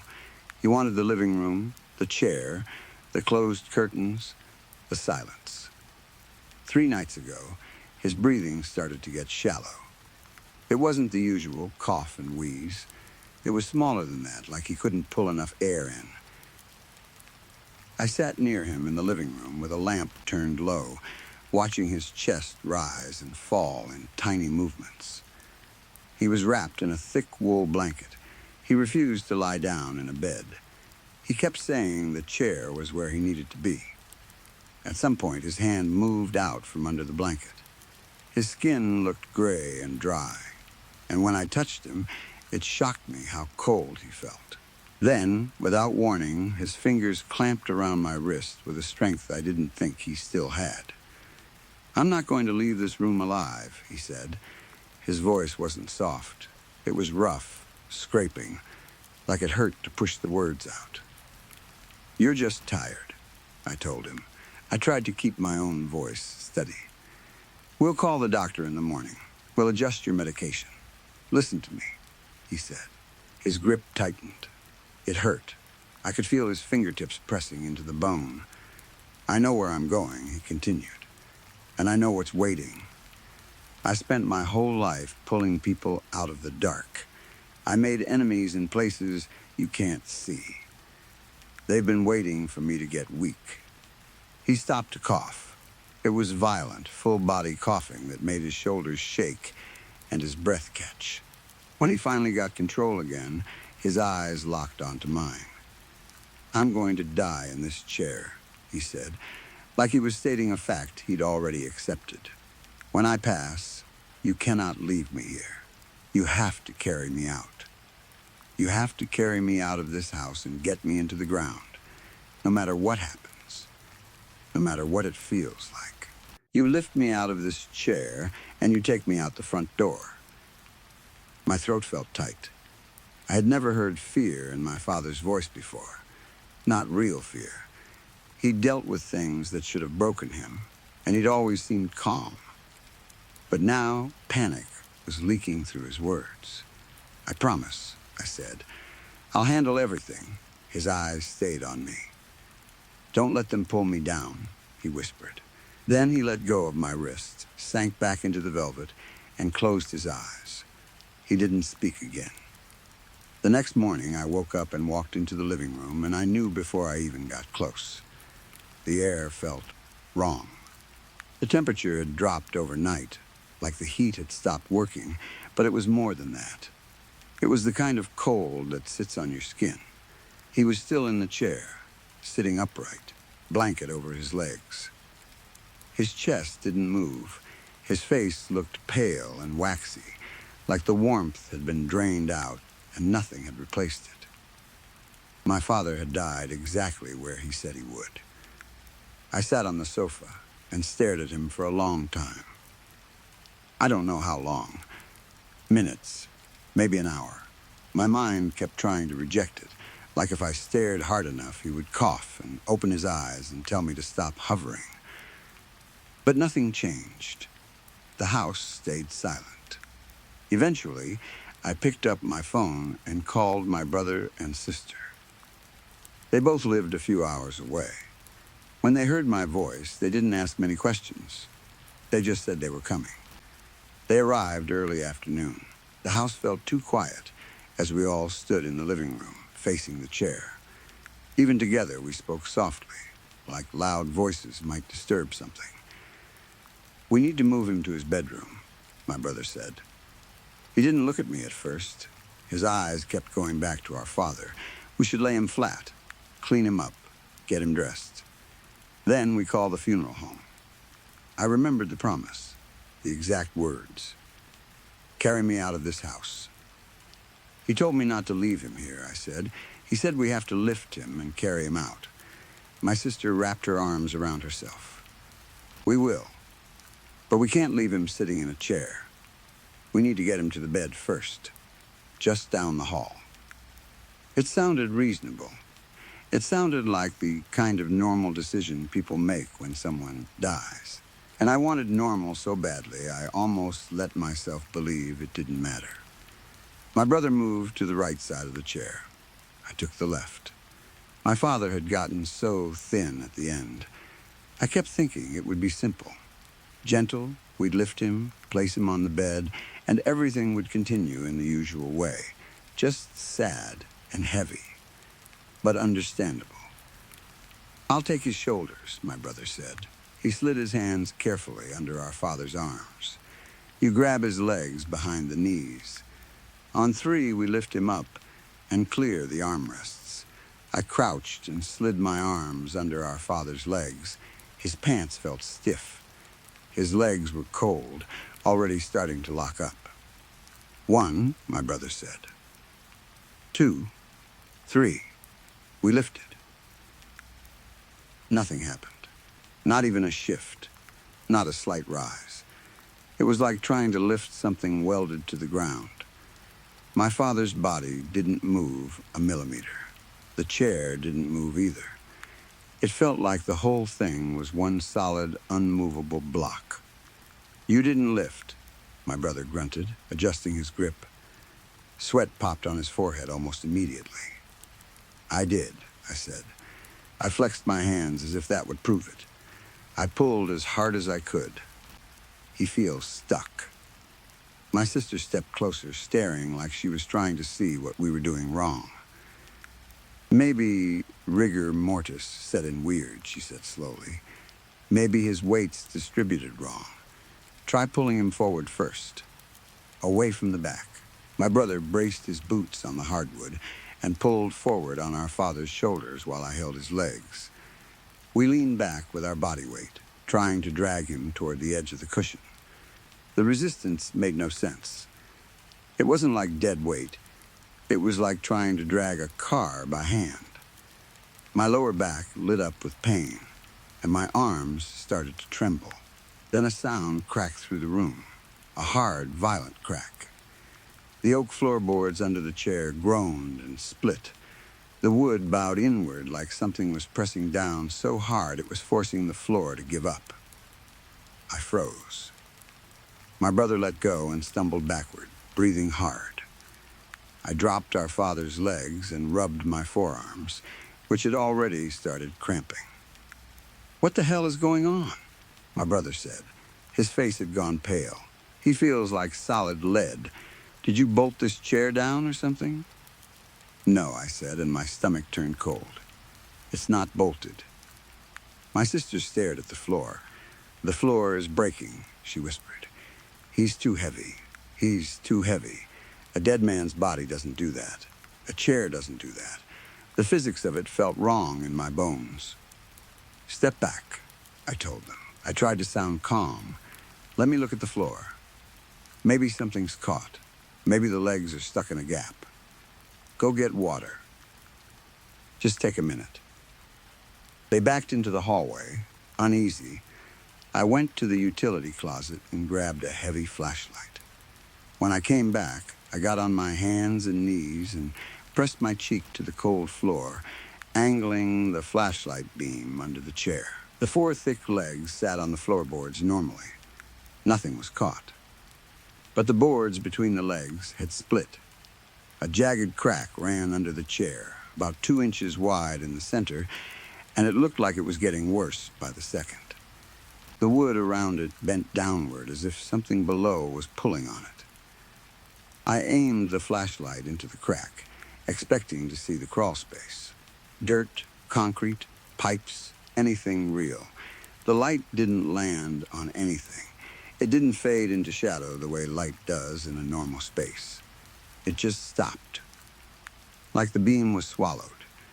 Beyond the broken boards was a darkness that didn't reflect. It looked wrong, like a hole cut into reality. I turned off the flashlight and stood up slowly. My father's words came back, clear as if he were sitting there alive. "Don't let them pull me down." I needed to know what was under the floor, even though every part of me didn't want to. The crack was too narrow to see into properly. The angle was wrong. The flashlight didn't help. So I went into the kitchen, grabbed a roll of duct tape and a broom. Then I pulled out my phone, opened the camera, and started recording video with the flash forced on. I taped the phone tightly to the end of the broom handle, making sure the lens pointed down. I wrapped extra tape around it until it felt secure. My hands wouldn't stop shaking, and it took me longer than it should have. Back in the living room, I knelt beside the chair. The house was silent except for my siblings talking in low voices in the kitchen, trying to pretend this was just a strange problem with heavy furniture. I slid the broom handle into the crack. 1 foot. 2, 3. I kept feeding it down until my hands were near the broken boards. The phone was hanging 4 feet below the floor, and I held it there for 30 seconds, staring at the velvet chair and my father's still face like he might open his eyes and tell me to stop. Then I pulled the broom up, peeled the tape off the phone, and stopped the recording. I sat back on my heels and opened the video. At first, it was just splintered wood and dust as the camera scraped past the gap. Then the image got grainy. The audio picked up a deep rushing sound, like wind moving through a huge tunnel. The camera steadied. Below our living room wasn't dirt or a crawl space. It was a wide, open emptiness, like the floor had been built over a bottomless pit. The flash lit the edges of the broken boards from underneath, showing how thin and fragile the wood looked from that angle. And then I saw them. Hands, dozens of them, reaching up from the black void, pale, rotting hands with skin hanging in strips. Some had exposed bone. The fingers were too long, and the nails were hooked and black with soil. They clawed at the underside of the floor, grabbing at the chair frame like they were trying to pull it down, like the chair was the only thing keeping them from reaching the room itself. My mouth went dry. I couldn't breathe for a second. Then, as I stared at the screen, the video closed on its own. The app just shut.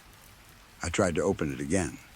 When I hit play, there was only static, the kind of glitchy snow you see when a signal dies. My phone buzzed like it was struggling, warm against my palm. I closed everything. My hands shook so hard I almost dropped the phone. I walked into the kitchen where my brother and sister stood with water glasses. They looked at me like they were hoping I'd say I figured it out. "We have to try one more time," I said. My voice sounded steady, but it took effort to keep it that way. I didn't tell them what I'd seen. If I said the truth out loud, they would leave, and I would be alone with my promise and that chair and the darkness underneath. "It's impossible," my brother said. "We're going to hurt ourselves. We need the funeral home. They have equipment." "He asked us to do it," I said, meeting his eyes. "He made me promise. We owe him one last effort. We can use leverage. Lift from the top and push from below. One more time." My sister took a breath like she was trying to steady herself. "One more try. But if the floor cracks again, we stop." We went back into the living room. The chair looked the same, but the crack in the floor seemed wider. The wood around it had a stressed, bowed look, like it was already losing. I positioned us carefully. "I'll get behind him," I said. "I'm going to wrap my arms under his armpits and lock my hands across his chest. Brother, you take his left leg. Sister, you take his right. Don't pull forward. Pull straight up." I leaned over the backrest, slid my arms under my father's shoulders, and locked my fingers over his sternum. His clothes felt stiff. His body felt wrong, too cold and too heavy even before we lifted. My brother and sister crouched and grabbed behind his knees.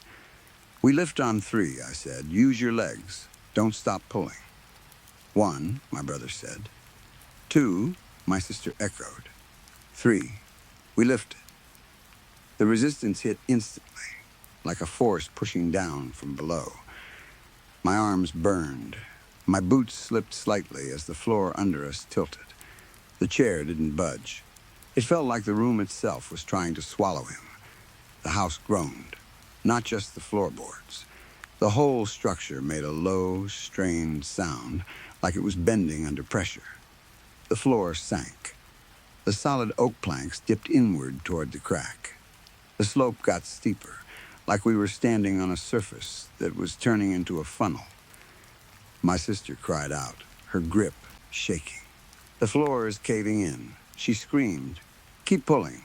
I yelled, even though terror was climbing up my throat. "Don't let go." And then the power died. The lamp went out. The kitchen lights cut off. The faint hum of appliances vanished. The entire house dropped into dark silence. In that darkness, the weight got worse. It felt like something was increasing the pull, taking advantage of the lights being gone. The air turned freezing in seconds. My ears popped like the pressure changed. Outside, the street lamp beyond the front window flickered.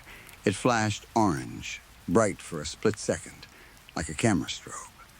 That single flash showed me what we were really fighting. Behind my brother stood a tall, decaying man in a ruined suit, mud-stained and rotting, like he'd been buried and dug back up. The corpse's arms were wrapped around my brother's waist from behind, adding its dead weight, hugging him like an anchor. Behind my sister stood a bloated woman with blue, waterlogged skin. Her wet hair clung to her face. Her swollen arms draped over my sister's shoulders, her hands locked across my sister's chest like she was dragging her down into the sinking floor. Then I felt it against me. Cold arms slid around my chest from behind, thin, hard limbs crossing over my own forearms. A ruined cheek pressed to the side of my neck, wet and icy. The smell of stagnant water filled my nose. The street lamp outside went dead, and the room went black again. My sister screamed, a raw sound that didn't even seem human, and she dropped my father's leg. She scrambled backward, boots scraping as she tried to climb up the sloping floor. "Get off me." My brother roared, twisting and thrashing.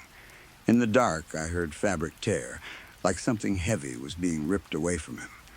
The moment they let go, all that weight shifted onto me. My grip broke. My fingers slipped apart. I was jerked forward over the backrest and thrown hard onto the floor. The boards were angled now, slanting down toward the chair like a slide. I heard my siblings running, panicked footsteps. The front door yanked open so hard it slammed into the wall. Then the sound of them outside, moving fast. A car engine starting, revving, tires squealing. The noise faded down the street until everything was quiet again. I lay there in the dark, trying to breathe. I didn't move because I was sure if I did, those arms would wrap around me again. I waited, listening, expecting something to crawl out of the crack. Nothing did. After a long time, moonlight began to filter through the window, just enough gray light to see the shapes of furniture. I pushed myself up slowly and looked toward the center of the room. My father was still in the chair, but the chair had sunk deeper into the broken floor. It looked lower than before, like it had dropped several inches. The crack was wider now, the black space beneath it bigger, and the boards around it bent downward like they were being dragged. Even in the dim light, it looked like the house was opening its mouth. I crawled backward up the slope, keeping my eyes on the chair, until I reached the hallway. Only then did I stand. Now I'm sitting on the kitchen floor writing this on my phone. I'm alone. My brother and sister won't answer calls. They won't respond to texts. I don't blame them. I don't think they'll ever come back here again. I can't call the police. I can't call a coroner and expect them to understand what's happening in my living room.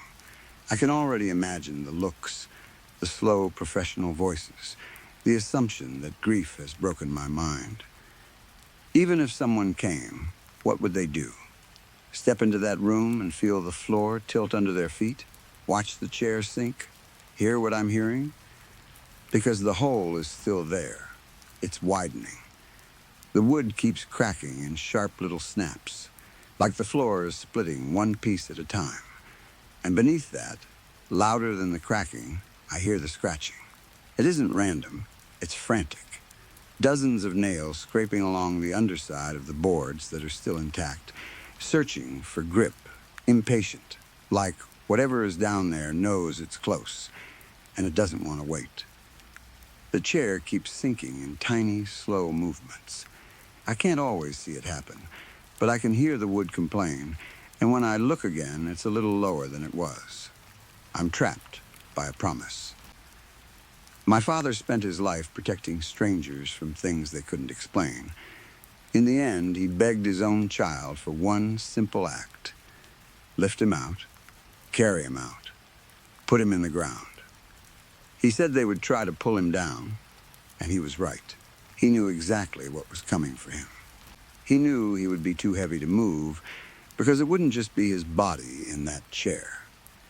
If I leave this house, I break what I promised him in his last moments. And if I stay, I'm listening to the floor open under him while something reaches up from a place that shouldn't exist. So I'm putting this out there because I don't know what else to do. If anyone knows anything about how to cut a connection like this, how to stop something from pulling from below, tell me. I don't need comfort. I don't need people telling me to get sleep. I need a way to loosen whatever grip is on that chair long enough for me to lift my father out and carry him through the front door. The scratching is getting louder, and the chair is sinking deeper into the dark. Story 5. I don't think I'll ever regret anything more than knocking on that door. It only happened yesterday, but it feels like I've aged 50 years since then. Not in the normal way where you say you feel older because something scared you. I mean it in a way that makes my joints ache when I breathe and makes my thoughts slide away before I can hold them. The house itself wasn't special. That was part of what made it so easy to approach. It was borderline decrepit, sitting there like a tired animal that had given up. The yard was more weeds and dirt than grass. The place was an old yellow brick ranch from the 1960s, with brown trim around the windows and shutters that had faded in the sun until it looked sickly. The paint was flaking off in curled strips. I stood on the walkway and cleared my throat, trying to pull myself into sales mode. Then I glanced across the street and saw Parker, my coworker, getting ready to knock on the door of a much nicer house. Fresh paint, tidy garden, the kind of place where people answer with a smile and don't slam doors in your face. Parker looked back at me, held up 4 fingers, and grinned. 4th sale of the day. I had 0. He knew it too. He loved it. That smug look was basically his personality.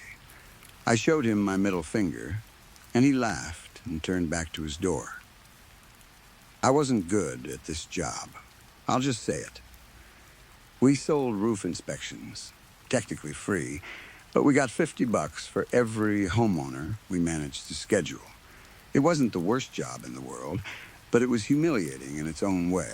Standing in the sun, bothering strangers, and trying to sound confident while you were dying inside. Parker made it look easy. I made it look like what it was.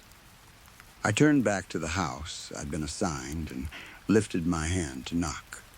That's when my heart jumped. The door was already open. Not wide open, just slightly, like someone had cracked it and left it there. Waiting, I paused, suddenly aware of how hot the air was and how quiet the street felt. I leaned in and knocked lightly on the frame. A second later, a man appeared. He was wearing ill-fitting black trousers and a baggy white button-up shirt. He looked impossibly old, like he'd been alive for 100 years, and was irritated about it. His skin was spotted and thin. His back was bent into a curve that made him look like a question mark. His face was skeletal, no soft fat at all, just stretched skin and sharp bones. In one hand, he gripped a worn wooden cane, shaking slightly. In the other, he held the doorknob like it was the only thing keeping him upright. He should have been the least pleasant thing I saw all day, but his eyes were sharp, not cloudy, not sleepy, intelligent, alert, the kind of eyes that watch everything and miss nothing. He smacked his lips, smiled, and showed long, yellow teeth. Well, he said, voice dry but amused, I assume you didn't stop by just to flip the bird at the neighbor. My cheeks burned. I cleared my throat. I'm really sorry about that, sir. My coworker and I have a competition going, and I swallowed. Tried again. Sorry, my name is Greg Mears. Here's my card. I pulled one of the cheap business cards from the rubber-banded stack in my pocket and handed it over. Then I glanced down at the company tablet in my other hand, where the address and resident name were listed. And you must be Mr. Dobson, Emmerich Dobson, he said, and his chuckle sounded hoarse but pleased. He pushed the screen door open and did this careful little shuffle with the cane, then extended his hand. I shook it gently. Even with a soft grip, it felt like I might break him. His hand was cold and papery, like it had been left too long in the shade. He took my card and looked at it with the seriousness of a man receiving a legal document. "Good to meet you, son," he said. "What exactly are you here selling?" He wasn't rude, he wasn't annoyed, he was welcoming. I couldn't believe my luck. A friendly homeowner. An easy sign-up. I could finally get one sale and stop hearing Parker's voice in my head. I put on my best smile, the one I'd practiced in the mirror. "I'm glad you asked, sir. I'm with Super Duper Roofing, and we're walking this beautiful neighborhood, your beautiful neighborhood, today, offering free roof inspections to you and your neighbors." He raised his hand and snorted. "Enough, son. No offense, but you are not a born salesman, and I am 2 steps from the grave, so I don't have time for the spiel." My heart sank. Then he continued, like he hadn't just crushed me. "Why don't you just tell me what your schedule is like? This roof is a shambles." Relief flooded me so fast I almost laughed. Well, I looked down at the tablet to pull up the dates. Again, his hand lifted. "Hold it," he said. "Why don't you step in here and bring that contraption with you? I'm not all that steady just standing around." "Yes, sir," I said, probably too eager. I told myself it would be quick. I'd step inside, pick a date, get the signature, walk out, and then I'd go knock on another door while Parker was still talking. I followed Emmerich inside. The smell hit me immediately. Stale air, hot and thick. Not just old house smell. It was like the air had been trapped and used too many times. It smelled like age and skin and dust and something close to rot. My throat tightened and I coughed once, trying not to look rude. I told myself to breathe shallow. I told myself I'd only be inside for a minute or two. The inside surprised me in a different way, too. The exterior looked neglected, like no one cared. But the living room was filled with expensive-looking antiques. Not the kind you see in a rural thrift shop. I mean carved white statues on pedestals. Dark masks that looked like they came from far away. Pieces that felt like they belonged in a museum or a private collection. The walls were painted dark, and there were mirrored panels that reflected the room in strange angles. My eyes snagged on a large skull mounted on a black stone slab. It looked like a cow skull at first, but it was bigger, heavier, and the teeth had little gold caps on their tips. "Western black rhino," Emmerich said as he eased himself into a plush leather chair. "Extinct. Quite a specimen, isn't it?" I stared at it again. Beautiful wasn't the word I'd have used. "Where's the horn?" I asked. Emmerich chuckled softly, like that question amused him. "Come," he said. "Have a seat, sir. I really just need to get you plugged into the scheduler and be on my way," I said. I tried to keep my voice polite, but the room made my skin itch.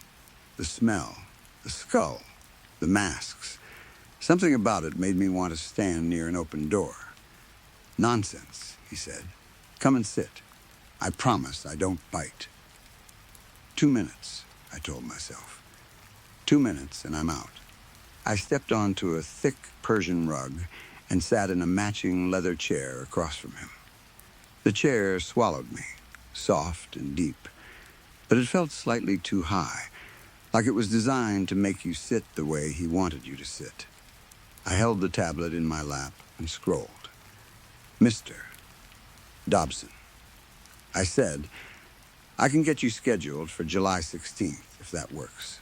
Emmerich set his cane against the arm of his chair and ran a trembling hand over his bald head. Then he asked, "Are you a man of your word?" It was such a strange question that it took me a second to respond. "Of course," I said automatically. He stared at me in a way that didn't feel like normal eye contact. It felt like being measured.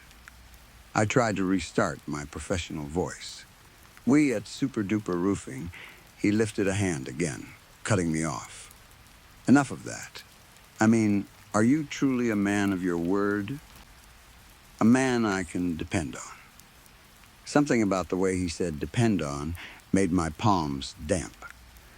I felt like my body wanted to leave while my brain was still trying to be polite. Physically, I could have picked him up and carried him outside like a chair, but his gaze made me feel small, like I was the one sitting in the fragile body. "Yes," I said, quieter. He watched me for a few more seconds. Then he leaned over to the glass end table beside him and pushed aside a couple dusty old books. Under them was a thick black book that looked like an antique ledger. He flipped through it carefully, fingers shaking, as if he was doing something important. Then he reached behind the books and took out a thin blue box. The way he held it was respectful, like it was precious, like it mattered more than the tablet or the business card or even the roof. He licked his lips and held the ledger and the box toward me. I stood up, took them, and sat again. Inside the blue box was the strangest pen I'd ever seen. It looked like carved white stone, covered in tiny designs so fine I could barely focus on them. The nib was gold. It looked expensive, and not in a nice office supply way, more like something ceremonial. "Lovely piece of work," Emmerich said.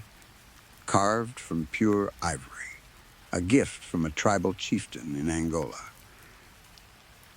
I saved his son from a wildebeest stampede." I didn't know what to say.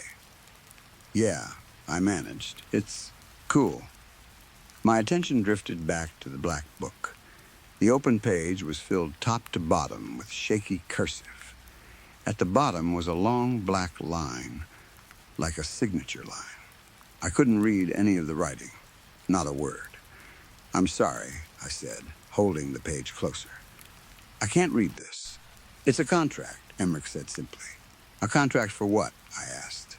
"It's a guarantee," he said, "that you will give me your very best."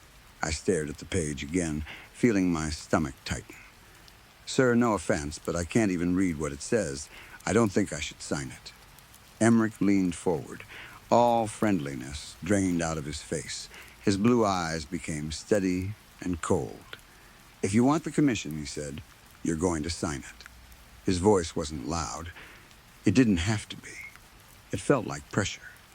I glanced toward the front door. It wasn't far, but it suddenly felt far. I told myself to stand up and leave.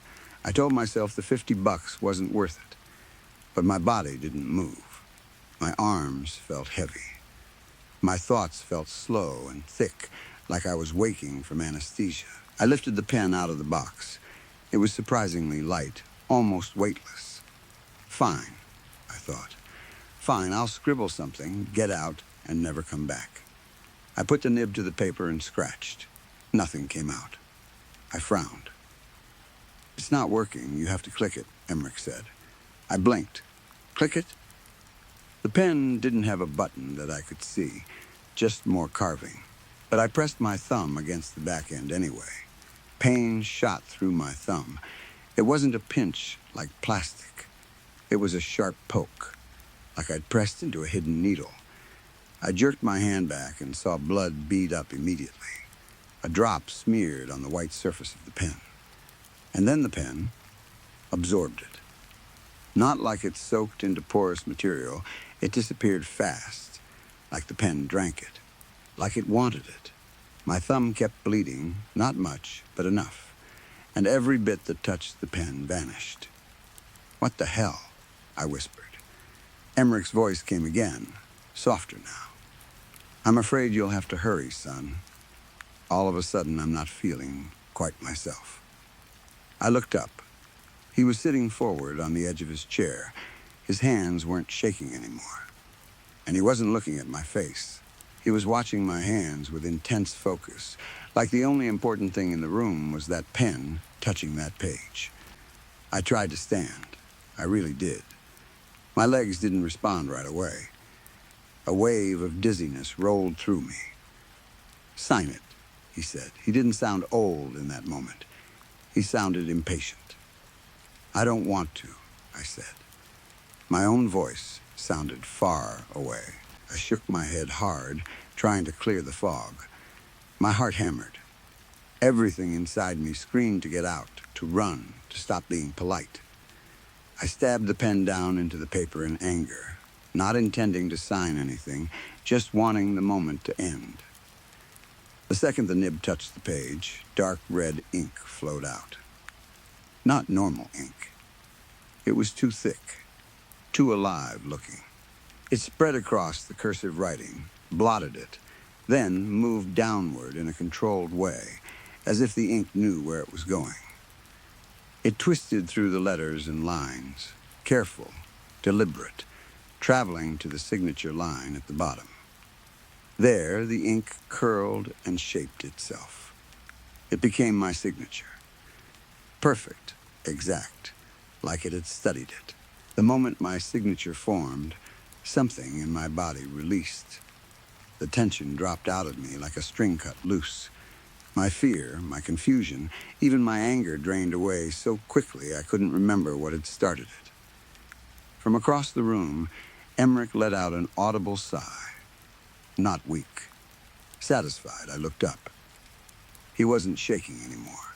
He put a steady hand on the arm of his chair and stood up smoothly, like his joints didn't hurt at all. When he spoke again, his voice was different, higher, clearer, younger. "Thank you kindly, my boy," he said. "I think you'd better be on your way now, don't you?" I stood up without thinking. My knees creaked loudly as I rose. That sound startled me. My knees weren't supposed to creak like that. A heavy fog sat over my thoughts. I walked toward the door like I was sleepwalking. Yeah, I murmured. "Thanks. I look forward to working with you," Emmerich said, firm and cheerful. When I stepped into the sunlight, the heat hit my face, and I felt a little more awake. I turned around instinctively, but the door was already closed. I stood on the porch for a second, trying to remember what just happened. My tablet was still in my hand. I stared at the screen like it was written in another language. Then, almost automatically, I tapped a random date and confirmed the appointment, because that's what my job trained me to do. After that, the next hour was a blur. I knocked on a couple more doors, but it felt like I was moving through water. I met up with Parker at the end of the block, and even he took one look at me and decided I was done for the day. He drove me back to my apartment without making jokes. That alone should have told me how bad I looked. I don't remember falling asleep. I do remember waking up around 2 a.m. My body felt stiff and sore, worse than it ever had in my life. I'd done manual labor before, digging post holes on a fencing crew, and even then I hadn't felt like this. This wasn't tired. This was old. This was my muscles and joints complaining like they'd been used for decades. I got up slowly, swallowed a few aspirin, and collapsed back into bed. When I woke again, it was late morning. My phone showed I was 3 hours late for work. There were missed calls and texts and voicemails from the super-duper office. I stared at them without understanding what they wanted from me. The idea of moving felt impossible. I dragged myself into the bathroom. I didn't feel super-duper. I felt like something had been pulled out of me. When I looked in the mirror, I cried. The face staring back wasn't the face of a 32-year-old man. My hairline had retreated like it had run away. The hair I had left was thin and gray, wispy. My cheeks were sunken and yellowed. My eyes bulged above hollow bones. Deep lines cut into the corners of my mouth and eyes. My skin looked loose in places, like it didn't fit. My arms were thinner, too, not lost weight thinner. Withered like someone had deflated them. My hands shook when I raised them. My fingers hurt when I tried to bend them. I cried for a long time. Then I forced myself to pull on pants because the only idea that made sense was the hospital. Someone had poisoned me. Something was wrong with my body. There had to be a medical reason, because the alternative, because the pen, the contract. The way Emmerich stood up straight was impossible. I was halfway dressed when my phone rang. It was on the bed beside me. I grabbed it with a shaking hand. "Hello?" I croaked. "How do you do, young man?" a voice said pleasantly. "Feeling a little stiff today?" It was Emmerich Dobson's voice, but without the old man wobble. It sounded steady, strong. "I hope you don't mind my calling. I got your number off your card." Something broke loose inside me, and I screamed into the phone until my throat burned. Every curse word I knew, every accusation, all of it pouring out with tears. "You did this," I shouted. "What did you do to me?" "An agreement was made," he replied, calm and short. "You guaranteed me you'd give me your very best. I simply wanted to call and thank you for making good on your end of the deal. It could not have come at a more opportune time." I couldn't breathe properly. My vision blurred. "I don't want to keep you," he continued, like this was a polite business call. "I suspect you'll be needing your rest now. Don't worry. It's almost over." Rage flared up in me so hot, I thought I might stand up and drive straight back to that house and kill him with my bare hands. Then the rage faded. Not naturally. Not like anger cooling down. It slipped away as if someone had turned it off. I felt my thoughts dulling again. That same fog. That same heavy softness that made everything feel distant. "Good day, young man," Emmerich said. "Thanks again." There was a click as he hung up. I stared at my phone, trying to remember why I was upset. The memory was right there, but it wouldn't stay in focus, like trying to hold water in your hands. My stomach growled faintly. Breakfast sounded nice. Had I eaten? I couldn't remember. All I knew was that my body felt impossibly tired. And for some reason, even with the sun up, the only thing I wanted to do was lie down and sleep.